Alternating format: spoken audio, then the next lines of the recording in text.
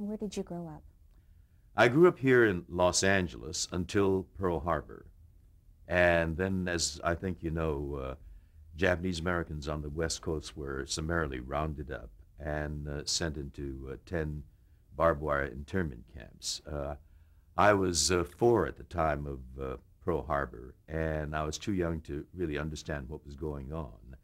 But I still do remember that day when armed soldiers, soldiers with guns, bayonets on them, came to our home to order us out. I remember that as a very scary day. And you know, a child can sense your parents' anxieties.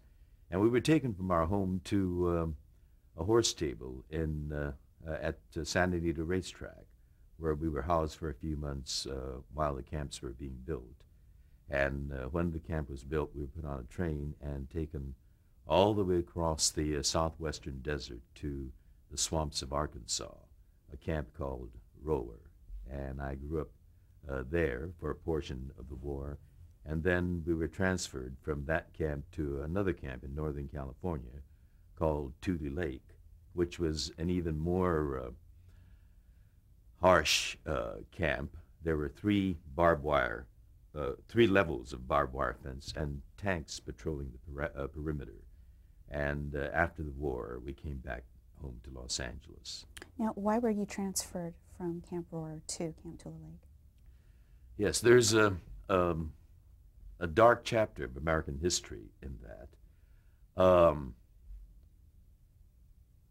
Immigrants coming to the United States could all aspire to someday becoming naturalized American citizens, except one group of immigrants, immigrants from Asia. And so for all rights and purposes at that time, it was excluding Chinese and Japanese immigrants to the United States. They could not be naturalized.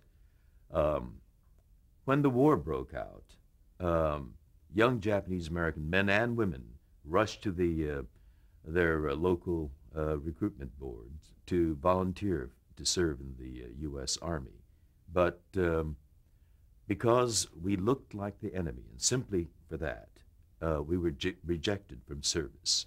Those that volunteered to serve were classified as 4C, which means enemy non-alien. Now that's a very peculiar term, non-alien. It means a citizen. We couldn't even be called enemy citizens. We were called enemy non-aliens, and they were rejected from service. And we were all incarcerated.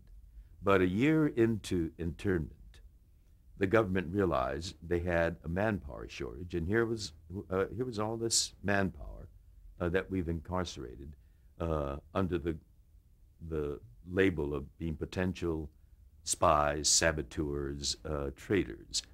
How do we tap this manpower? So they came down with what was called a loyalty questionnaire, which in its on the surface sounds outrageous. After they've taken our property, our homes, our businesses, our freedom, and incarcerated us for a year, they want to test our loyalty. It was a series of about 40 questions, and everyone in these internment camps had to respond. Everyone over 17 years of age had to respond to this, answer the questions in the loyalty questionnaire.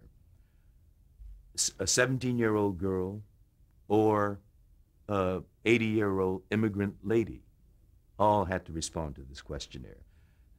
There were 2 key questions that the government wanted answers to.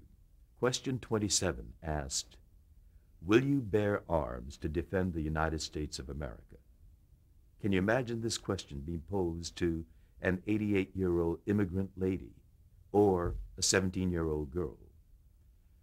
Question 28, and this was only one sentence, but it had 2 ideas. It asked, "Will you swear your loyalty to the United States of America and forswear your loyalty to the Emperor of Japan?" Now, for a Japanese American, someone born and raised here, the word forswear your loyalty to the Emperor was very offensive because it assumed that by birth you were ingrained with a inborn loyalty to the emperor. I mean, you know, you can't forswear something that doesn't exist. So the government assumed that there was an existing loyalty just because we look like this. And so if you answered no, meaning I don't have a loyalty to the emperor to forswear, you were also saying no to the first part. Will you swear your loyalty to the United States? If you answered yes, meaning yes, I will be loyal, you were, fessing up that you had been loyal to the emperor, and the government was justified in putting you in an internment camp. It was it turned all 10 camps into turmoil. My father, as I said, was born in Japan and ineligible for citizenship by government, decree.